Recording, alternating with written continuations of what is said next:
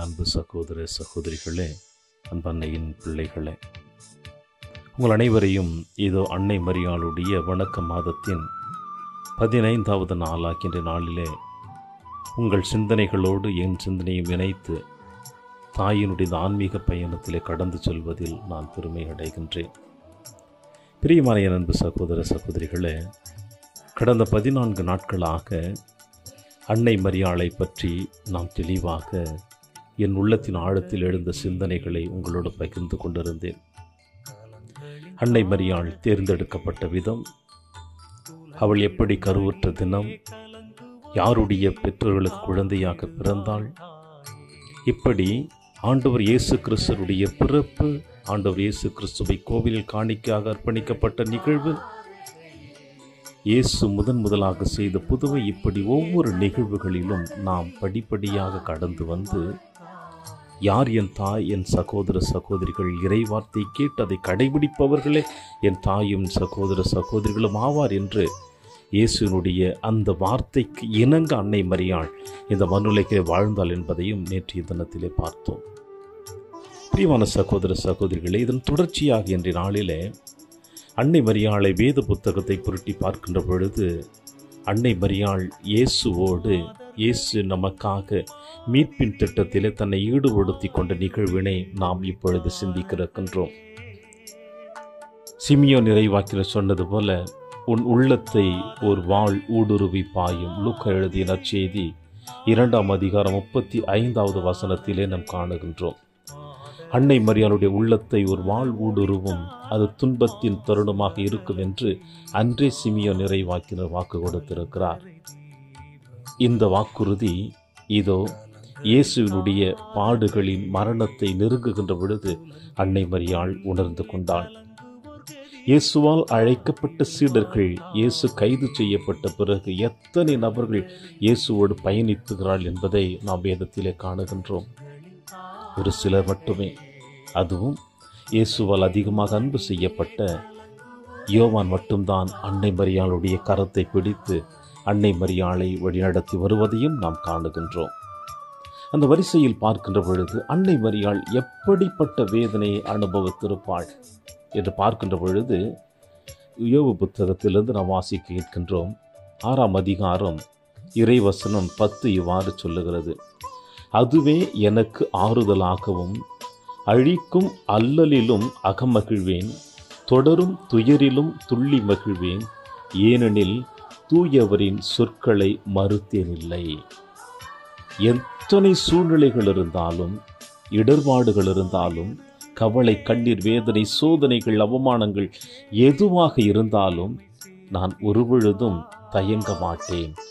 அவருடைய அன்பிற்கு அடிபணிந்து அவருடைய சொற்களை நான் மதித்து அவர் காட்டிய அன்பின் பாதையில் நான் நடப்பேன் என்று யோபு சொன்னதை விட அன்னை மரியாள், இதோ உமது அடிமை, உமது வார்த்தையின் படியே எனக்கு ஆகட்டும் என்று தன்னை அர்ப்பணித்தாள். இந்த அளவிற்கு அன்னை மரியாள் இறைவனுக்கு தன்னை அர்ப்பணித்திருக்கிறார் என்றால் அது இயேசு மட்டுமல்ல, அன்னை மரியாளும் சேர்ந்து நம்முடைய மீட்பின் திட்டத்திற்கு தன்னை அர்ப்பணித்ததுதான் காரணம், வேறு எதுவும் இல்லை.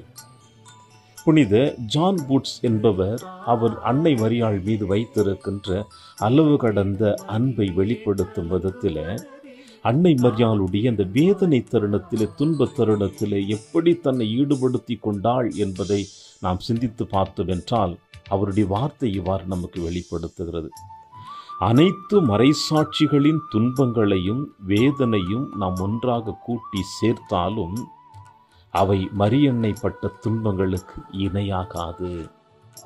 திருச்சபையிலே எத்தனையோ புனிதர்கள், எத்தனையோ மறைசாட்சியர்கள் இயேசுவுக்காக தன்னை அர்ப்பணித்திருக்கிறார்கள். கல்லால் எரிந்து கொள்ளப்பட்டார்கள், வாளால் வெட்டப்பட்டார்கள், இரண்டாக கிழிக்கப்பட்டார்கள், தோலுரிக்கப்பட்டார்கள், தலை வெட்டப்பட்டார்கள், சிலுவையில் அறையப்பட்டார்கள், எரிகின்ற நெருப்பில் எடுத்து தூக்கி வீசப்பட்டார்கள், கொதிக்கின்ற எண்ணெயில தூக்கி வீசப்பட்டார்கள், காட்டு விலங்குகளுக்கு உணவாக வீசப்பட்டார்கள். இப்படி பலவிதமான கொடூர நிகழ்வுகளிலே நம்முடைய திருச்சபையை பாதுகாத்த எத்தனையோ மறைசாட்சியர்கள் இருக்கிறார்கள்.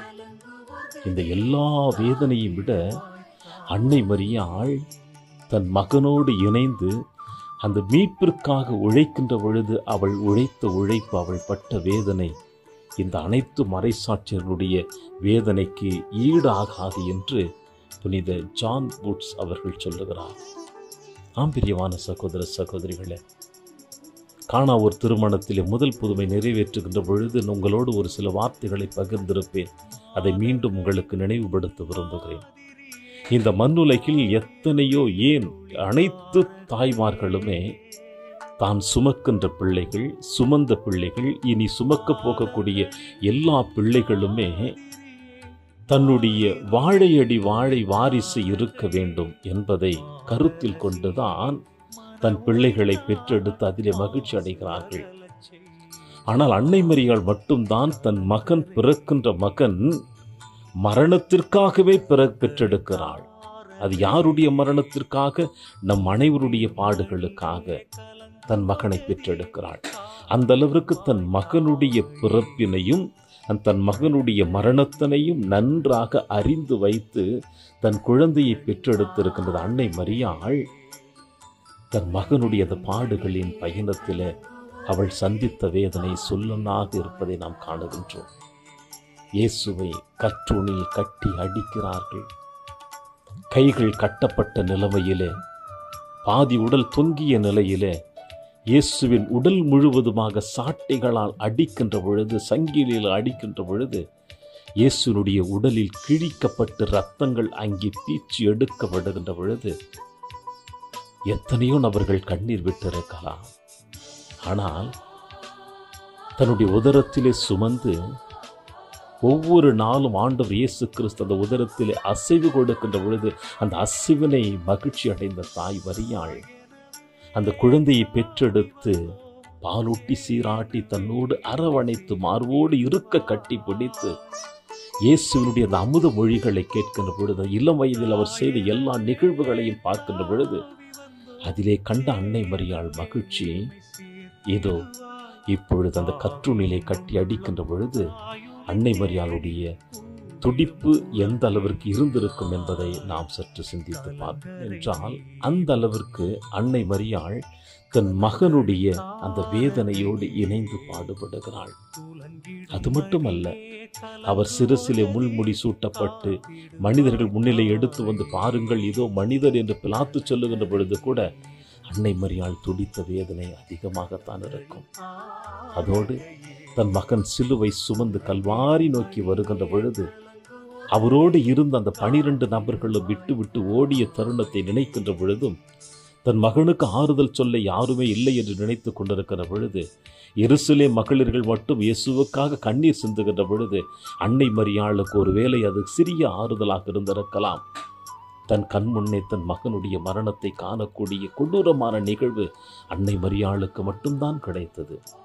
அதையும் அன்னை மரியாள் தாங்கி கொண்டு தன் மகனோடு பயணிக்கின்றாள். ஒரு வார்த்தை கூட தன் மகனிடம் பேசவில்லை. மகனே, அந்த சிலுவை நான் சுமந்து கொள்ளுகிறேன், என் அருகிலே வா என்று அன்னை மரியாள் சொல்லவில்லை. மாறாக அவள் பார்த்த விதம், அந்த மௌன மொழி, அந்த கருணை மிக்க பார்வை, அந்த ஆறுதலின் பார்வை, அரவணைக்கக்கூடிய பார்வை, இவை அனைத்தையுமே உள்ளத்திலே சுமைகள் இருந்தாலும், வேதனைகள் இருந்தாலும், கவலைகள் இருந்தாலும் அனைத்தையும் தாங்கிக் கொண்டு தன்னுடைய பார்வையின் வழியாக அன்னை மரியாள் இயேசுவுக்கு ஆறுதல் அளிக்கின்றாள். தொடர்ந்து செல் மகனே, இது இதற்காகத்தானே இறைவன் உன்னையும் என்னையும் தேர்ந்தெடுத்திருக்கிறார். இந்த மரணம் வேறு யாருக்கு கொடுத்திருந்தால் விட்டு விட்டு ஓடி இருக்கலாம். கொடுத்தவர்களுக்கு எதிராக போர் தொடுத்திருக்கலாம். காட்டி கொடுத்தவனை அவர்கள் அடித்து கொன்று இருக்கலாம். தன்னோடு வாழ்ந்து கொண்டிருந்தவர்கள் விட்டு ஓடியத்தை நினைத்து அவர்களை தேடிச் சென்று வெட்டி குவித்திருக்கலாம். ஆனால் நீயும் நானும் அப்படிப்பட்டவர்கள் அல்ல. இவர்களுக்காகத்தான் நாம் பிறந்தோம், இவர்களுக்காகத்தான் நாம் மரிக்கப் போகிறோம். எனவே தொடர்ந்து பயணி மகனே, வென்று வா, சென்று வா என்று அன்னை மரியாள் தன் மகனை வீர வணக்கம் செலுத்தி அவரோடு இயேசுவோடு நடந்து செல்லுகின்றார் அன்னை மரியாள். எல்லா கொடுமைகளையும் பார்த்து கொண்டிருந்த அன்னை மரியாள் அந்த சிலுவை மரத்திலே தொங்குகின்ற பொழுது, அதற்கு முன்னதாக ஆணியிலே அரைக்கின்ற பொழுது தன் தாயானவளுடைய உள்ளத்தின் ஆழத்திலே எப்படிப்பட்ட வேதனைகள் இருந்திருக்கும் சற்று சிந்தித்து பார்க்க. சொல்லனா வேதனை, வெளியே காட்ட முடியாத சூழ்நிலைகள் அனைத்தையும் தாங்கிக் கொண்டு அன்னை மரியாள் மௌன மொழிகளோடு தன் மகனோடு நின்று கொண்டிருக்கின்றாள். கல்வாரி மலையில இயேசு தன் தாயினுடைய முகத்தை பார்க்கிறார்.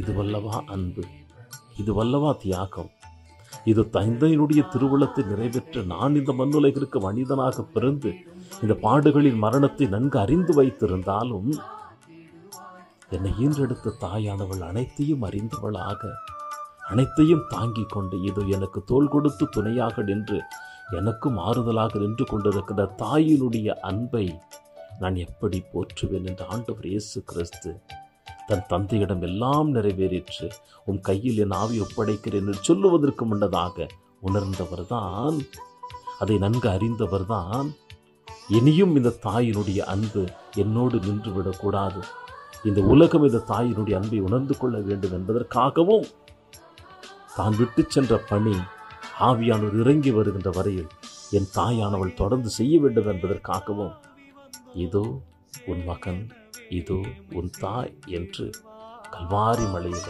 ஆண்டவர் இயேசு கிறிஸ்து தன் தாயை உங்களுக்கும் எனக்கும் தாய் வார்த்து கொடுத்தார். இதுதான் அன்னை மரியாள் செய்த தியாகம். இயேசுவின் பாடுகளின் மரணத்திலே தன்னை இணைத்து கொண்டு எந்த ஒரு தாயும் காண முடியாத கொடூரமான நிகழ்வினை பார்த்தாலும் அவள் கதறி அழவில்லை, சிலுவையில் அறைந்தவர்களை சபிக்கவில்லை, சிலுவையில் அறைவதற்கு ஆணையிட்டவனையும் சபிக்கவில்லை, அவரை கற்றுளில் கட்டி அடித்தவர்களையும் சபிக்கவில்லை, தலையில் முள்மூடி சூட்டியவர்களும் சபிக்கவில்லை, அவரை காட்டி கொடுத்தவனையும் சபிக்கவில்லை, மறுதளித்தவனையும் சபிக்கவில்லை. யாரையும் சபிக்காமல் அன்னை மரியாள் தன் மகனை உற்று நோக்கினாள். தன் மகனும் அன்னை மரியாளை உற்று நோக்கினாள். இருவரும் அங்கே தெய்வ பிரசன்னத்தை நம் அனைவருக்கும் வெளிப்படுத்தி இருக்கிறார்கள். துன்பம், துயரம் ஒவ்வொரு மனிதனுடைய வாழ்க்கையிலும் இரண்டர கலந்தது. நாம் செய்த குற்றங்களுக்காக, குறைகளுக்காக நாம் தண்டனை அனுபவித்தே ஆக வேண்டும். ஆனால் அன்னை மரியாளும் இயேசுவும் அவர்கள் எந்த குற்றமும் செய்யவில்லை, எந்த தவறும் செய்யவில்லை. அவர்கள் இந்த உலகத்தை தேர்ந்தெடுத்தார்கள். உங்களையும் என்னையும் காப்பாற்ற வேண்டும் என்று விரும்பினார்கள். தன் தந்தையோடு இணைந்தார்கள். தந்தை ஆறுதலாக இருந்தார், ஆவியானவர் வழிநடத்தினார். எனவேதான் அன்னை மரியாளும் இயேசுவும் இன்று உங்களுக்கும் எனக்கும் மீட்பின் சிகரமாக காணப்படுகிறார்கள். அந்த மீட்பின் சிகரமாக அன்னை மரியாள் அனுபவித்த வேதனையை நாமும் நம்முடைய வாழ்க்கையில், நம்முடைய ஆன்மீக பயணத்திற்காக சந்தித்தோம் என்றால் தைரியமாக அன்னையை நினைத்துக் கொள்ளுவோம், அன்னையிடம் மன்றாடுவோம். அன்னை மரியாள் நம்மை தாங்கி பிடித்து வழி நடத்துவார் என்ற நம்பிக்கையோடு இதோ இந்த நாளிலும் அன்னை மரியாளோடு பயணிப்போம். இறை ஆசிரியர் என்றும் உங்களோடு.